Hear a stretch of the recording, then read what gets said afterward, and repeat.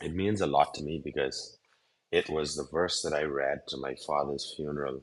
Um, my dad was my best friend in the world, and when you lose someone that you love, it could be a very challenging and painful position that you're put in mentally, and physically and emotionally.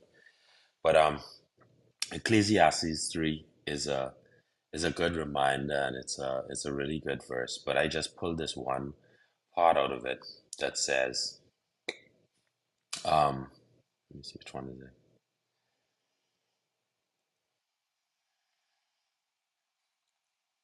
Yeah, I just read this part. Yeah, it says, "For everything there's a season, and a time for every matter under heaven, a time to be born, a time to die, a time to plant, and a time to pluck up what is planted, a time to kill, and a time to heal, a time to break down, and a time to build up, a time to weep, and a time to laugh, a time to mourn, and a time to dance, a time to cast away stones, and a time to gather stones, a time to embrace, and a time to refrain from embracing, a time to seek, and a time to lose, a time to keep, and a time to cast away." And I can just stop right here because I think everyone will get the general message, right? So I'm just grateful today for my family. I'm grateful for you guys. I'm just grateful for every single thing God has blessed me with. Um, it's this particular verse, is a very it is people say it a lot to funerals, um, but it's a good verse that could be applicable to your life on a daily basis. It tells you about the different seasons and how it's a time to do certain things, and certain things that you don't even consider to be conventional or the norm, where he tells you it's a time to kill and a time to heal, you know, there's a time to break down and a time to build up. You know, a lot of times, God can call on you for challenges, you know, and sometimes your mind may not necessarily agree with the decisions that God has placed in you to do. But it's all about obedience, Like, because everything, like he said, like the author says, yeah, everything is a time, everything is a season. In order for you, you know, in order for winter to come, fall has to happen, right?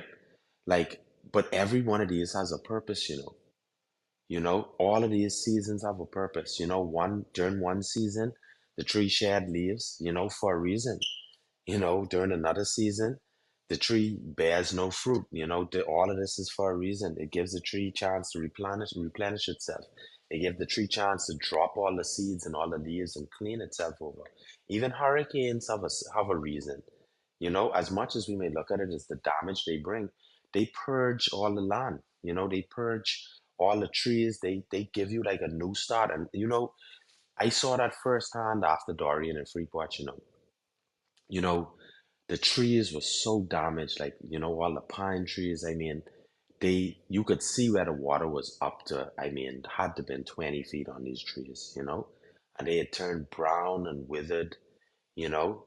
And it's so funny because after the storm, it was very depressing looking at them, because it was a constant reminder of the storm that we just had faced, And I went back to visit for a grand opening of one of my friends' places, and I saw all these bright, pretty green trees, you know, and that was a reminder as well, that God restores and God heals.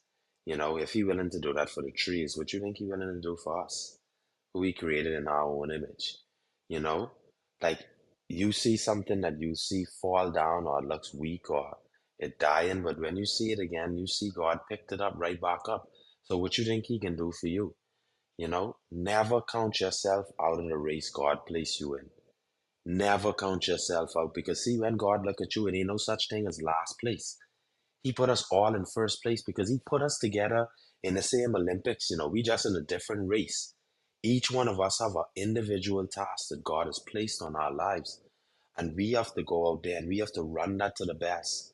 We have to tell him that, hey, God, listen, man, I given you the glory. I don't know how I can get to this finish line because I tired, but I know that you can put me in first place. And that's just what he can do.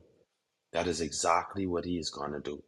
He's going to put you as a reminder to others that it was a time to destroy, and now is a time to heal, you know? So don't give up. Keep on with your faith and have a blessed weekend, everyone. I'm Kerry, and I will pass my mic back over to Sister Indira. I love each and every one of you.